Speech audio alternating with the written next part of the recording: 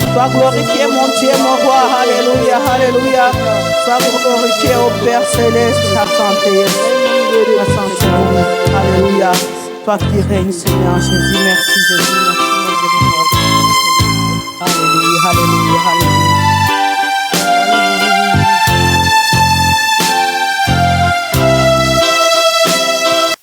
Le thème de mon message est intitulé « Pratiquer les voies du Seigneur Jésus-Christ ». Amen.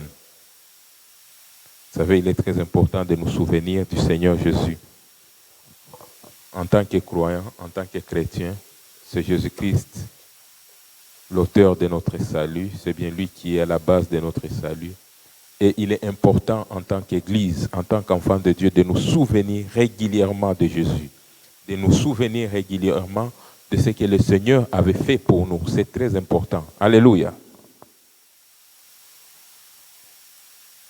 Donc, l'objet de ce message est de nous rappeler comment pratiquer, comment marcher dans les voies du Seigneur, comment vivre pour Dieu, comment pratiquer ses voies, comment le ressembler. Parce qu'un véritable chrétien, c'est celui qui ressemble à Christ. Un jour, Jésus avait dit, parce que la Bible dit qu'il y avait plusieurs disciples, les gens croyaient, il y avait le nombre de croyants augmenté. Et la Bible dit que quand les gens écoutaient Jésus, et donc en écoutant la bonne nouvelle, la Bible dit que plusieurs crurent en lui. Mais Jésus-Christ, quand il avait vu les personnes qui avaient cru en lui, quand il les avait vues, il avait dit, « Vous êtes réellement mes disciples si vous demeurez dans ma parole. » Alléluia. Et nous, en tant qu'enfants de Dieu, oui, c'est bien de croire en Jésus. Ça, c'est très important.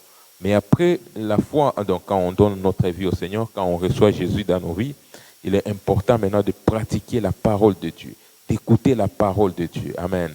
C'est très important pour ressembler à Jésus. Parce que nous sommes sur la terre pour ressembler à Jésus-Christ. Amen. Cependant, nous allons lire la parole de Dieu dans les livres de Osée. Osée, c'est dans l'Ancien Testament. Osée, chapitre 14, verset 9. Osée, chapitre 14, verset 9. Osée, chapitre 14, verset 9. Osée, chapitre 14, le 9e verset. D'ailleurs, c'est les tout derniers chapitres, les tout derniers versets, livre. Donc, chapitre, verset du livre d'Osée. Donc, Osée, chapitre 14, verset 9. Et ensuite, nous allons lire dans Actes des Apôtres, chapitre 11, versets 22 à 24. Donc, nous allons lire ensuite dans Actes des Apôtres, chapitre 11, versets 22 à 24. Nous allons lire. Nous commençons d'abord par Osée, chapitre 14, verset 9. La parole de Dieu déclare que celui qui est sage prenne garde à ces choses, que celui qui est intelligent les comprenne, car les voies de l'Éternel sont droites. Les justes y marcheront, mais les rebelles y tomberont. Je reprends. Acte 14, verset 9. Que celui qui est sage prenne garde à ces choses, que celui qui est intelligent les comprenne, car les voies de l'Éternel sont droites, les justes y marcheront, mais les rebelles y tomberont. Vous savez, j'aime l'esprit des Écritures, j'aime la parole de Dieu quand on lit la parole de Dieu, vous comprenez. D'ailleurs, ça me fait réfléchir aujourd'hui quand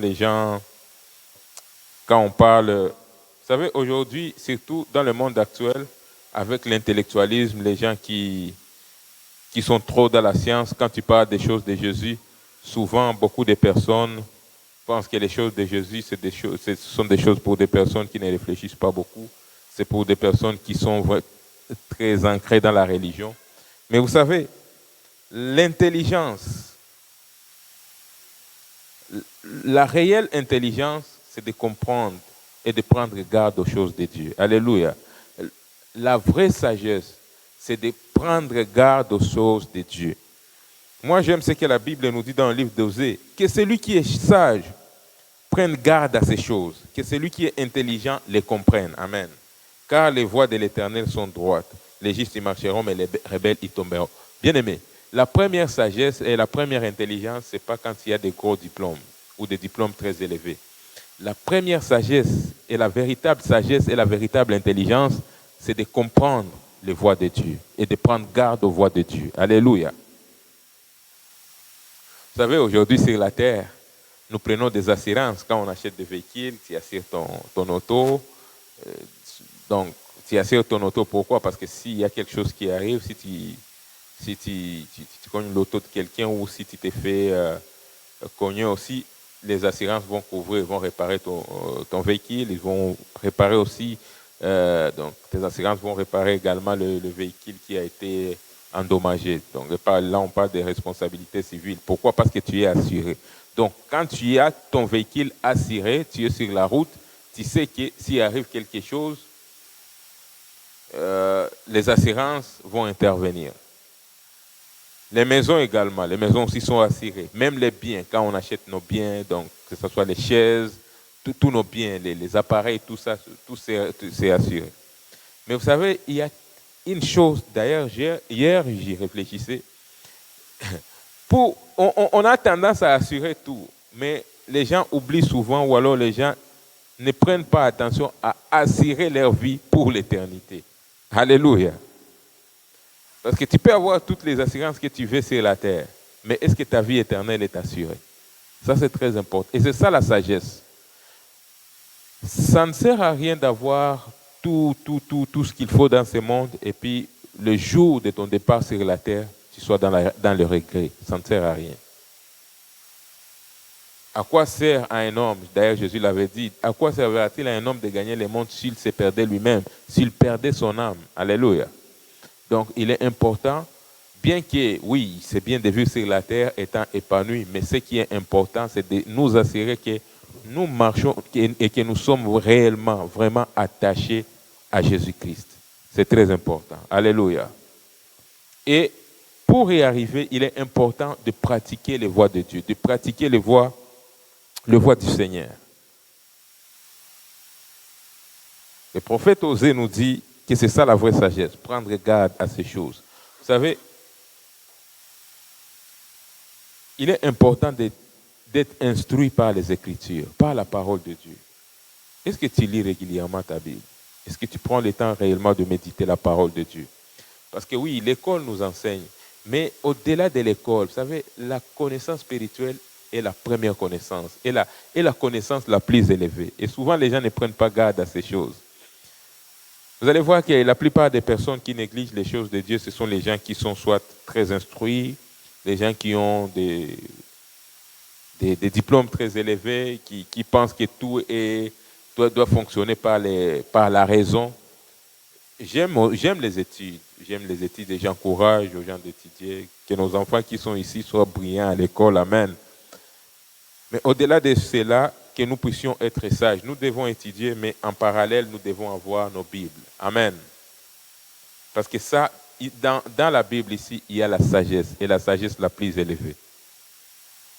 Et d'ailleurs, à un moment donné, tes diplômes, tu peux les avoir, mais si tu n'as pas ça, si tu ne prends pas garde à ça, à la parole de Dieu, même tes diplômes-là ne serviront à rien. Des fois, même tes diplômes peuvent traîner dans tes armoires si Dieu n'est pas avec toi. Alléluia. Donc, au-delà de tout cela, nous devons compléter avec la parole de Dieu, le respect à la parole de Dieu. Comme le prophète Osée dit, que celui qui est sage prenne garde à ces choses. Nous devons prendre garde aux choses de Dieu. Gloire au Seigneur. C'est très important, bien-aimé. Donc, que personne ne te méprise. Mais quand tu parles de Dieu, sois fier. Alléluia. Et ne sois pas complexé devant les gens de ce monde quand ils négligent les choses de Dieu. Non, c'est toi qui es à la bonne place, toi qui es avec Dieu. Alléluia. C'est toi qui es à la bonne place. Quand tu choisis de marcher avec Dieu, c'est toi qui es au bon endroit. Quand tu choisis d'être instruit par Dieu, d'avoir la connaissance de Dieu, c'est toi qui es au bon endroit. Parce que la connaissance de Dieu est la connaissance la plus élevée. La connaissance de Dieu est élevée plus que la sagesse de ce monde. Alléluia. la connaissance de Dieu est élevée au-dessus de la sagesse de ce monde. Donc un enfant de Dieu marchant avec Dieu ne doit pas être complexé devant des personnes qui se disent sages de ce monde. La véritable sagesse, c'est la parole de Dieu, c'est les instructions de Dieu, c'est la connaissance de Dieu. Amen. Et j'aime le prophète Osée parce que lui, il parlait beaucoup de la connaissance. Dieu l'utilisait dans la valorisation de la connaissance. C'est par le même prophète que Dieu avait dit que mon peuple périt faute de connaissance. Et Dieu dit, puisque tu as rejeté la connaissance, je te rejetterai. La seule chose qui peut te faire rejeter par Dieu, c'est le manque de connaissance. Et que cela ne soit jamais ton partage. Alléluia. J'ai pris que tu ne sois jamais disqualifié à cause de l'ignorance. J'ai pris que tu ne sois jamais disqualifié à cause de l'ignorance. Bien-aimé, tu peux avoir 1000 doctorats si tu veux. Mais si tu n'as pas la connaissance spirituelle, tu es ignorant. Et c'est cela la véritable ignorance. Donc, au-delà de nos connaissances intellectuelles, nous devons mettre par-dessus tout, et d'ailleurs, en première place, la connaissance de Dieu. Gloire à Dieu. La connaissance de Dieu. Nous devons tellement valoriser la connaissance, parce que la connaissance de Dieu donne la vie. Alléluia. Donne la vie. C'est par la connaissance de Dieu que nous avons la révélation de Christ. C'est là où nous connaissons Jésus. C'est là où nous connaissons l'œuvre de la croix. Bien aimé, il y a beaucoup de personnes qui croient en Jésus, mais est-ce que parmi les nombres de personnes qui croient en Jésus, est-ce que beaucoup ont la révélation de Christ? Ça veut dire la révélation de l'œuvre de la croix. Ce que Jésus avait fait réellement pour eux à la croix. Vous savez, le sacrifice de Jésus, c'est le sacrifice suprême. Il n'y aura pas un autre sacrifice qui dépassera le sacrifice de Jésus. Gloire à Dieu. Souvent, vous voyez les gens, on dit, non, toi, tu as des liens de famille. Et pour que ça puisse être ôté, amène telle offrande. Bien aimé, quelles que soient les offrandes que tu peux donner, si tu n'as pas la révélation de Christ, tu les fais en vain. Le véritable sacrifice, c'est d'avoir la foi à l'œuvre de la croix. Alléluia. Car c'est le sacrifice de Jésus qui libère. Plus que tes offrandes que tu peux donner. Je ne dis pas que donner les offrandes, c'est mauvais. Mais au-delà de cela, valorise et met au premier plan l'œuvre de la croix. Alléluia. Et tout cela, on le sait par la connaissance. C'est la raison pour laquelle nous devons aimer la connaissance. Gloire à Dieu. Vous savez, quand vous méditez même sur ce que Dieu avait fait pour nous par Jésus-Christ, vous vous rendrez compte que le sacrifice qui a été posé, Jésus, c'est Dieu lui-même qui est venu sur la terre. Alléluia. Imagine-toi, qu'est-ce que ton argent peut faire que tu as donné plus que Dieu? Vous savez, c'est Dieu lui-même qui s'est offert pour toi. Ça veut dire que Dieu s'est rassuré que dans ta vie, jusque dans l'éternité, que tu ne sois jamais dans les troubles et être dans une position où tu ne vas pas t'en sortir. Parce que le sacrifice que Dieu avait posé, c'est Dieu lui-même. Et il n'y aura jamais un sacrifice qui sera au-dessus de Dieu. Alléluia. Donc, tu as une garantie éternelle en Christ. Alléluia. Tu as la liberté totale en Christ. Une garantie éternelle et perpétuelle. Et ça ne sera jamais déstabilisé. Ça ne sera jamais ôté. Si tu t'attaches par la foi à l'œuvre de la croix. Gloire au Seigneur. Oh, j'aime la parole de Dieu. Nous allons lire également dans le livre dans les Actes des Apôtres, chapitre 11, versets 22 à 24. Actes chapitre 11, versets 22 à 24.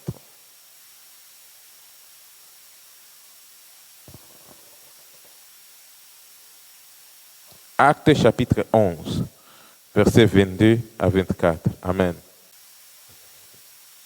Actes chapitre 11, versets 22 à 24. Actes chapitre 11, versets 22 à 24. La parole de Dieu déclare. Est-ce que vous y êtes? Actes des Apôtres, chapitre 11, versets 22 à 24. La parole de Dieu déclare. Le bruit en parvint aux oreilles des membres de l'église de Jérusalem Et ils envoyèrent Barnabas jusqu'à Antioche. Lorsqu'il fit arriver et qu'il eut vu la grâce de Dieu, il s'en réjouit et il les exhorta tous à rester d'un cœur ferme, attaché au Seigneur. Que quelqu'un dit attaché au Seigneur. Alléluia. Il les a exhortés de rester attachés au Seigneur. Amen. Maintenant, écoutez de ce que la Bible dit. Oh, quand j'ai lu ça, je me suis dit, j'aimerais aussi avoir ces qualificatifs. J'ai aimé ce que la Bible témoigne de cet homme. Souvenez-vous, c'est lui qui a exhorté les gens de rester attachés au Seigneur. Maintenant, écoutez ce que la Bible dit de lui. Car c'était un homme de bien, plein d'Esprit Saint et de foi. Alléluia. Quel qualificatif. Amen. Je prie que Dieu, quand il parle de toi, il parle de cette même manière. Il dit que tu es un homme de bien, plein d'esprit. Alléluia.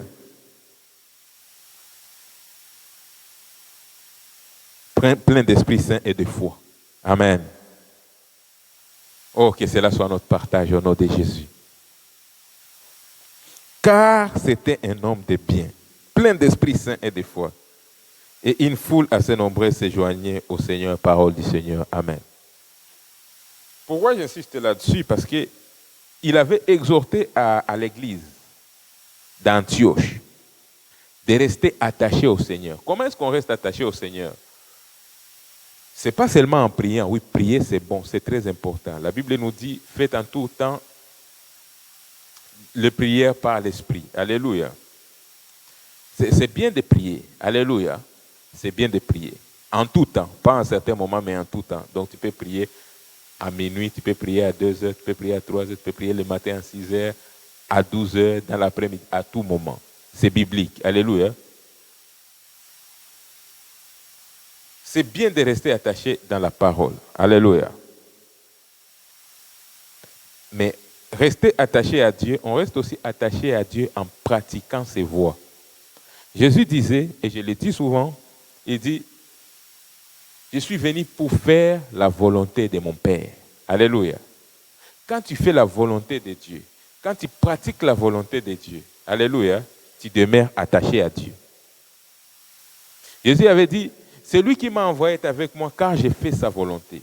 Tu sais que tu marches avec Dieu quand tu fais la volonté de Dieu. Je reprends. L'indicateur qui montre que tu marches avec Dieu, c'est quand tu fais la volonté de Dieu. C'est ce qui te rassurera que vraiment tu marches avec Dieu.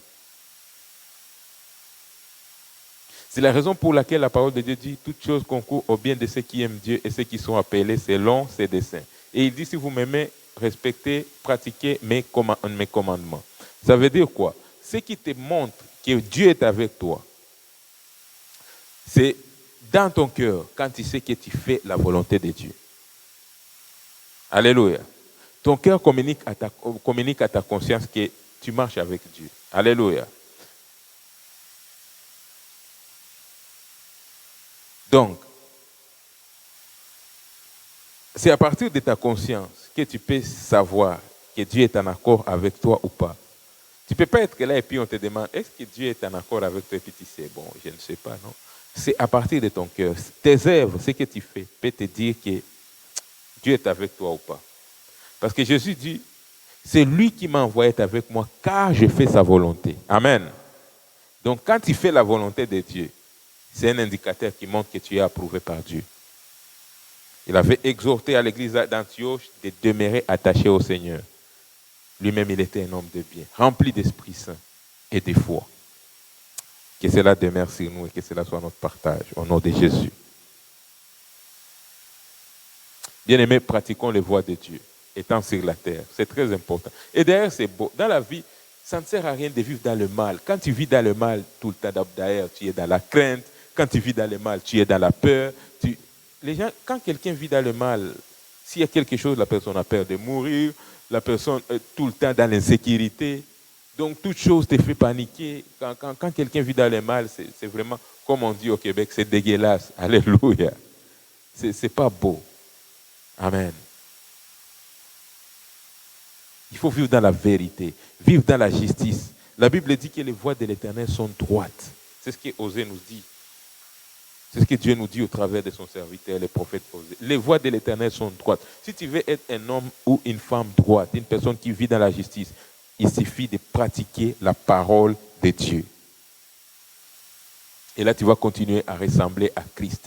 Et je t'assure, si tu te décides de ressembler à Christ, tu vas être une personne très puissante sur la terre.